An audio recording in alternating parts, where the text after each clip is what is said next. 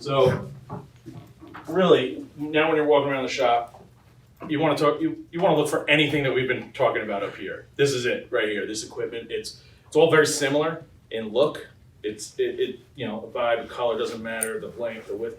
It's really you're looking for this type of equipment, and certainly bags or boxes of media laying around like we saw at your place. We know where you got it. Yeah. Employees manually doing surface finishing. Like you said, the guys standing over the machines doing this or Scotch brighting. You talk to any, we've helped out so many owners repurpose their labor, we like to say, because it doesn't make sense for them. You know, it's just, you know, you can cut down 4 guys to a half a day, 1 guy, you know, just with the loading, unloading. So typically they're doing buffing, filing, reaming, you know, stuff like that. You can do all that with the right setup. If you see part stamping or machining equipment, typically